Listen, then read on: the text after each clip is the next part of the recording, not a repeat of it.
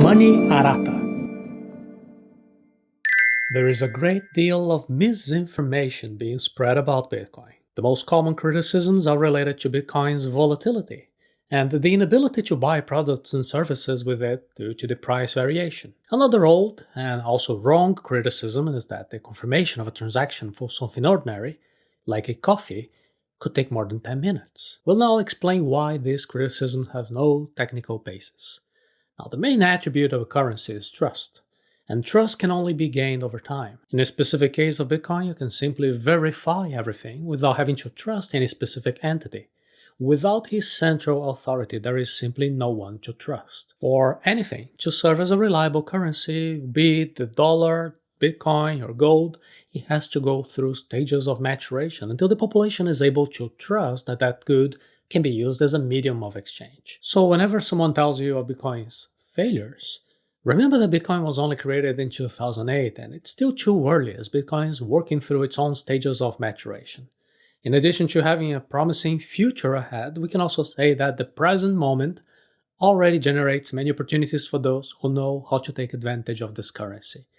The price of Bitcoin is prone to fluctuation because that is the natural behavior of the price discovery phase. People around the world are still trying to agree on what price they think is the most appropriate. Some people are enthusiastic and they actually prefer to receive Bitcoin payments for the products and services that they offer. This is the case for Arata Academy, which even gives a cumulative discount for those who pay using Bitcoin. There are also people who, despite accepting Bitcoin as a form of payment, they sell their Bitcoins at some point for fiat money. They're converting their Bitcoins into currencies such as the US dollar or British pounds. And then there is everybody else, people who don't accept Bitcoin as payment yet. And this is not unique to Bitcoin. Traditional currencies also took a while to be accepted. They also fluctuated a lot and they also needed to be converted and compared to other things so that people would be able to understand their value at first. A common path in the historical evolution of money is to start out as collectible items and then consolidate as a store of value, until finally becoming a medium of exchange. And very few of them actually make it to the unit of account stage. Please note this is not financial advice. Please read the full disclaimer before proceeding. Medium of exchange is an important function of a currency, but it is not the only one. Anyone who says that Bitcoin has failed as money is only looking at money as a means of exchange currency for a product or a service. But this is not the only function of a currency. A currency fulfills one or more of the following three basic functions. 1. It serves as a medium of exchange. 2. As a store of value. And 3. As a unit of account. Let's first understand in detail what the medium of exchange function is and how Bitcoin serves that purpose. A currency functions as a medium of exchange when it is widely accepted as payment for other goods or services. The conventional theory on the origins of money says that currency served just that purpose, to facilitate the commerce of goods that were previously exchanged only by bartering one product for another and then eliminating the need for the double coincidence of wants. What is the need for the double coincidence of wants? In a barter-based system, a person who had pigs to trade but needed salt was obliged to find someone who had salt and was willing to trade for pigs. But this is a highly inefficient system. When a society accepts a good as a universal medium of exchange, an increase in efficiency occurs. Nowadays, how do countries make the population agree to use a single currency? The government currency is used by everyone in a country as a medium of exchange, even if it is a weak currency, a devalued currency. This general acceptance takes place by operation of law. Each country has a law that forces the national currency to be accepted as means of payment. Almost always, this legal tender law also prohibits or simply does not recognize that other currencies are accepted as means of payment, therefore preventing the competition of the local currency with a stronger currency. Therefore, a very simple way for Bitcoin to increase its use as a means of exchange would be for the government to pass a law requiring everybody to accept Bitcoin's payment. This is what El Salvador did, for example, in 2021, determining that Bitcoin must be accepted as a currency of exchange. But this is an unnatural and probably unnecessary path. The trend of Bitcoin as a medium of exchange is set to increase in acceptability over the next few years. People who limit their focus to just medium of exchange function may make some errors in judgment. A classic case was the dispute that took place between 2017 and 2018 with the discussions about the size of blocks, which was an episode nicknamed the block size wars. Basically, whomever argued that Bitcoin should have faster transactions thought that an increase in the size of the transaction blocks of the Bitcoin network should be made. Thus, with larger blocks, more transaction information would be able to be done, would fit in that block, and Bitcoin could be used to also pay for your morning coffee in a quick and cheap way. However, most developers and participants of the Bitcoin network disagreed with this solution. The problem with increasing block size is that it would end up centralizing the project of Bitcoin, as only very powerful computers with high connection speeds could participate. One advantage of keeping the time chain, the Bitcoin blockchain, light and simple is that it has more connection points, has more nodes, and anyone with an old computer could run a node at home. And today, the Bitcoin network has managed to implement solutions to pay for that morning coffee instantly at a cost close to zero. An example of an increased transaction efficiency is the Lightning Network. And it is a layer 2 solution that will not get into detail today, but the important thing is that Bitcoin was victorious in maintaining a light and decentralized network, while at the same time bringing a solution to serve as a medium of exchange. One problem is that it might cost you 0.000024 Bitcoin to buy something. So if you think that 1 Bitcoin is too expensive, making it difficult to calculate so many decimals to compute transactions, you can stop using the price in Bitcoins altogether and convert the price into sats. One sat, one Satoshi, is simply 0.00000001 Bitcoin. I personally prefer to see the price in sats whenever I make payments because it is easier. There are still more challenges that Bitcoin needs to overcome as a medium of exchange. Some of them are technical, while others are about usability. Some are for education, the awareness of people, and others are legal. For example, in some locations, the use of Bitcoins to buy and sell goods and services may be a taxable event. But the fundamentals are well underway. Although all these challenges are still being faced, it is important to remember that medium of exchange is not the only function. Let's now continue to understand all the basic functions of a currency, serving as a store of value and as a unit of account. Bitcoin's function as a store of value may even be superior to that of state currencies. The store of value function is the ability of an asset to preserve certain purchasing power over time. So if you had a $100 bill tucked under your bed from 20 years ago, you can still use that $100 bill today to pay for goods and services. However, because of inflation, money, cash, is not the best way to preserve purchasing power. Stocks, government bonds, real estate, precious metals, and other assets also serve as a store of value, with the advantage that many of their purchasing powers are not reduced by inflation like they are with cash that you keep in a traditional checking account or a savings account in a bank. On the contrary, what happens is something called asset inflation. Basically, when the economists appear on television saying that inflation is only 2% or something like that, they measure a basket of consumer products. This is the General Consumer Price Index. However, there is a different type of inflation that is not measured. It is asset inflation. Because of the cantillon effects, when there is an increase in the quantity of money, prices will increase depending on how the new money holders will decide how to spend this money. So when the government prints more money, people who first gain access to this money buy high-quality real estate and financial assets, like stocks.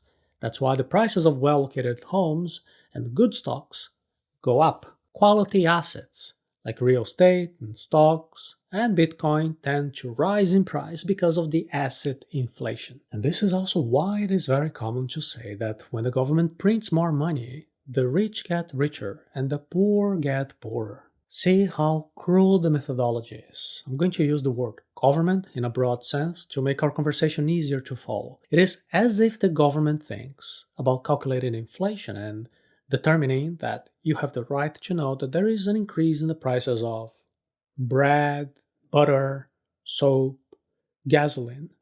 And then they make a proportional average of all of that and tell you what inflation is. But then you ask, wait a second.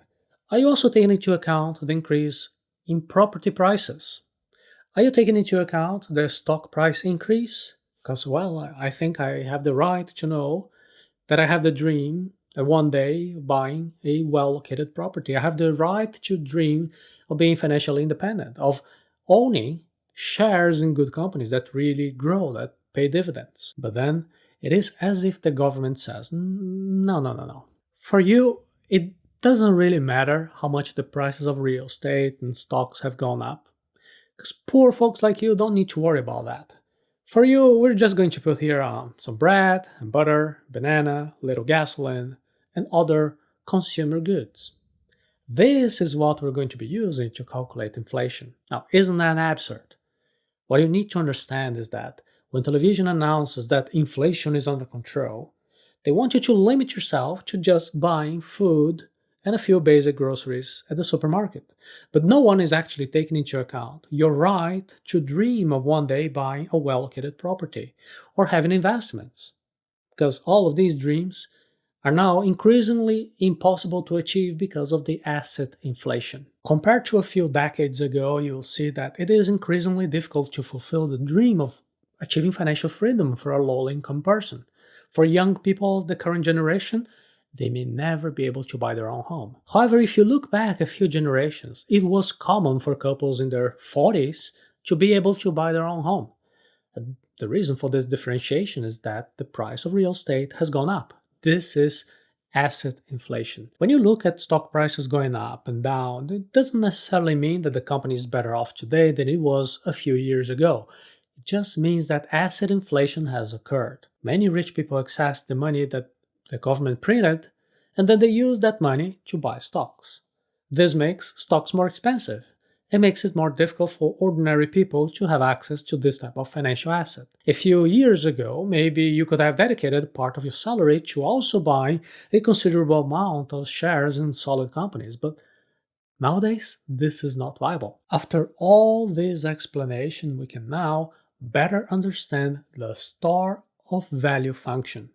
And as a store of value, Bitcoin can even be considered superior to traditional currencies. And that is because Bitcoin has a programmed shortage with a maximum number of issues. It is impossible to inflate it by creating more Bitcoins than scheduled. There is no central authority, law, or workaround to change this. It is as a function that has been already programmed into the Bitcoin software since its creation. And Bitcoin supply is therefore immune to inflationary processes.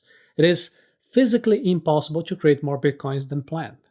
Remember that the price of a good is defined by the supply as well as demand. Therefore, it is also important to understand what the demand for Bitcoin is. As long as demand is maintained or increased over the years, the price of Bitcoin tends to maintain purchasing power or even increase purchasing power. Supply is limited to the maximum number of the bitcoins that will be issued.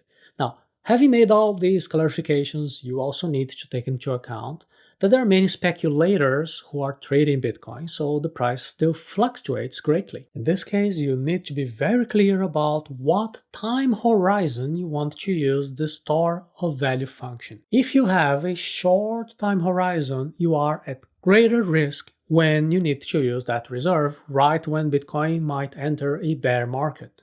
However, if you have a long time horizon, you can see in the price charts that there is a tendency for Bitcoin to go up in price as a good store of value, as good as gold, or even better. And this means that today many people argue that Bitcoin is still in the store of value stage. However, that doesn't mean that it will stay in that stage forever, and it will never evolve to serve as a medium of exchange and, who knows, one day, even as a unit of account. Unit of account is the good used as a basis for measuring the price of other goods. Very few coins reach this stage. The third and basic function of a currency is to serve as a unit of account. Unit of account is the good where we usually use to measure the value of a product or a service. For example, when you say that one Bitcoin is worth 60,000 US dollars, we are here using the Bitcoin as a unit of account. When a currency is used as a unit of account, it usually means that we're talking about a currency that is considered to be relatively strong and stable. And that is why countries in economic crisis, with very high inflation, often keep converting their prices to dollars, euros, or any other currency that is stronger compared to the currency of that country in crisis. Take the case of Brazil, for example. In 1990, Brazilian inflation reached 80% per month. This means that a coffee costing 1,000 cruzeiros in February 1990 would cost 1,800 cruzeiros already next month in the March of same year, and more than 3,200 cruzeiros in the following month. Now imagine what it is like to do bills and budgets and payments and control your finances with prices that go more than double every 2 months. To try to maintain some sanity, one way out of these times of crisis is to use other units of account, employing the dollar or another currency to try to better understand the real value of products and services. And this is not a thing of the past. Even today, in countries like Argentina, the local currency serves as a medium of exchange, but in the daily lives of many people, the US dollar is used as a store of value, and mainly as a unit of account. From this explanation, we see that Bitcoin is still far from serving as a unit of account. Not because it isn't sound money, we already covered that, we already talked about how Bitcoin is sound money in episode number 2 of the Money Arata series. Bitcoin doesn't serve yet as a unit of account simply because the price fluctuates too much, and therefore it doesn't serve as a parameter to better understand the value of products and services that are expressed in Bitcoin. What most merchants who accept Bitcoin do is the following. They are priced in the local currency. And then when someone wants to pay in Bitcoin, they do the instant conversion. However, nothing prevents people from starting to set prices first in Bitcoin and then calculate how much is the equivalent in the government money. Bitcoin is taking the first steps as a medium of exchange and has great potential ahead of it. Bitcoin just has a few years of life, and mostly it just has a few years of life being used on a larger scale. It was conceived in 2008. But it wasn't until 2013 that it started to gain some notoriety. It is unrealistic to imagine that a technology with a lifespan of just about 10 years could go from scratch to becoming universally accepted money. Anyone who knows the history of money is aware that it is a long process with several stages for a good to be considered a currency. This is because the main attribute of a currency is trust. And it takes a long time for people to build enough trust for good to be considered to be money, to be depositing the assets that they have worked their whole lifetime collecting to that store of value. First of all, you don't need to trust Bitcoin. You can verify everything because it's public. Plus, Bitcoin's maturation time as a trusted and universally accepted currency shouldn't come as long as that of traditional currencies, as the speed of technology today is much faster than it used to be. Still, Bitcoin has to go through the stages of evolution before it becomes a widely accepted currency. You can think of the US dollar, which is considered to be the strongest currency in the world, but it didn't even exist 250 years ago. In order to be what it is today, the dollar went through several stages of maturation until it acquired the confidence that it has today. If you like to study economic history, you've probably heard the exorbitant privilege of the US dollar, which is a topic that we'll cover in a future episode of the Money Arata series. Let's talk generally about the evolution of a currency. The first stage is when a good becomes a collectible. A good that several other people want to collect, either simply to keep or for some specific use. This is what happened, theoretically, with seashells, beads, or gold, but not with modern state currencies which are enforced by law. The second stage is when this good starts to function as a store of value. And as we have seen, store of value means a good that serves to preserve purchasing power over time.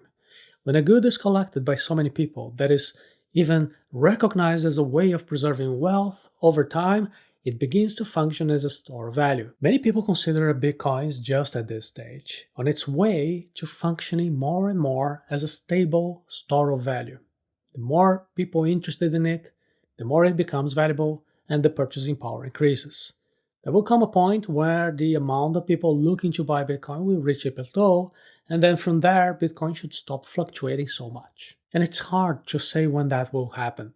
The last of the 21 million Bitcoins is estimated to be mined around the year 2140, but prices are likely to be much more stable before then.